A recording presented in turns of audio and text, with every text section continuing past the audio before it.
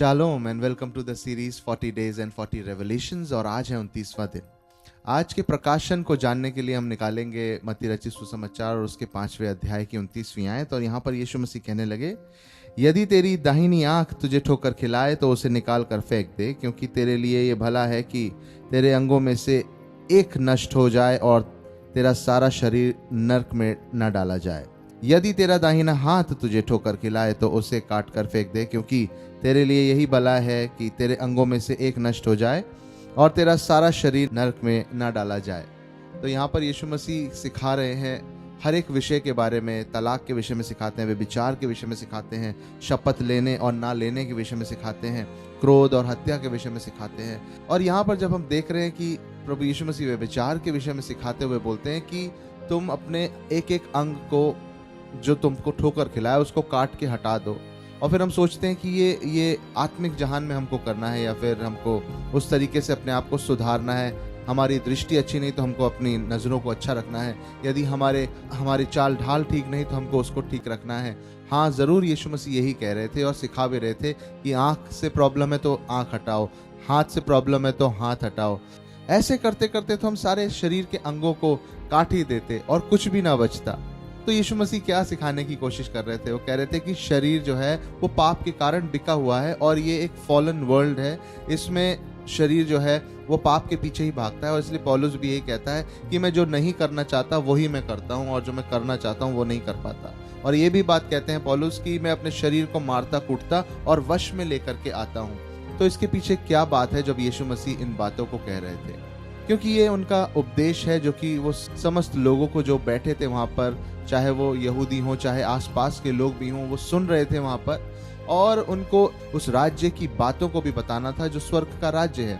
और उस राज्य में मनुष्य जो है वो नए सिरे से जन्म लेता है। और जब नए सिरे से जन्म लेता है तो बहुत बड़ा ट्रांसफॉर्मेशन हो जाता है, क्योंकि इस बार जब जन्म होता है तो वो शरीर की इच्छा से नहीं लेकिन परमेश्वर की इच्छा से होता है। और वचन जैसे कहता है कि जितने यीशु मसीह पर विश्वास करते हैं वो शरीर की इच्छा से नहीं जन्मे लेकिन परमेश्वर की इच्छा से जन्मे होते हैं। तो इन बातों को सिखाते हुए प्रभु यीशु मसीह ये कह रहे थे कि तुम अपने सारे शरीर को भी हानि पहुंचा लोगे, लेकिन तुम अपनी आंख को भी काट के फेंक दोगे, तुम अपने हाथों को भी काट के फेंक दोगे, फिर भी अंग बचेंगे जो तुमको परेशान करेंगे और तुमको पाप के बंधनों में वापस धकेलेंगे। और इसको कंट्रोल करने का सिर्फ एक ही तरीका है कि मन का परिवर्तन हो जाए। इसको सही करने का एक ही तरीका है, हमारे विचार पूरी तरह से तब्दील हो जाएं, हमारा जो मन है वो पूरी तरीके से नया हो जाए, वो पाप के कारण बिका हुआ ना हो लेकिन वो अब ट्रांसफॉर्म्ड जीवन हो, ट्रांसफॉर्म्ड हार्ट हो।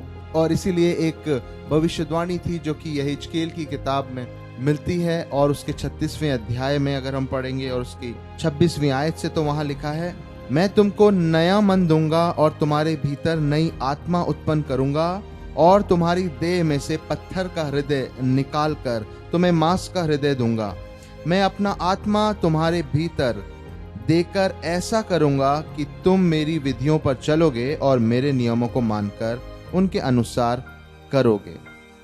तो ये वो प्रोफेसी थी जो एक मेसियानिक प्रोफेसी है, जो मसीहा के आने के बाद की प्रोफेसी है, जो यीशु मसीह के आने के बाद जो चीज़ें हो जाती, पवित्र आत्मा की सामर्थ के द्वारा जो तब्दीलियां होती, ये उस विषय में है। तो यीशु मसीह यही कह रहे थे कि तुम अपने आप से कुछ भी नहीं कर सकते।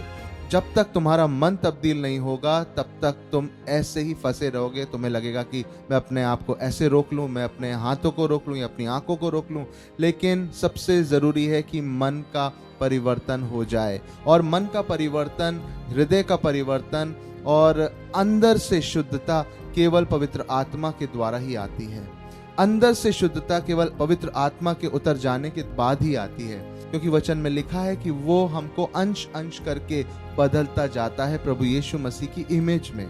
और प्रभु यीशु मसीह की इमेज यही है कि ना उन्होंने अपना हाथ काटा, ना उन्होंने अपनी आंख हटाई, लेकिन उनका मन एकदम शुद्ध था और वो शुद्धता के साथ अपने जीवन को जीते थे। और यही इच्छा रखते थे कि जो उनको जानने वाले, उनको पहचानने वाले हैं, वो भी इसी तरीके का मन परमेश्वर की ओर से पा सकें।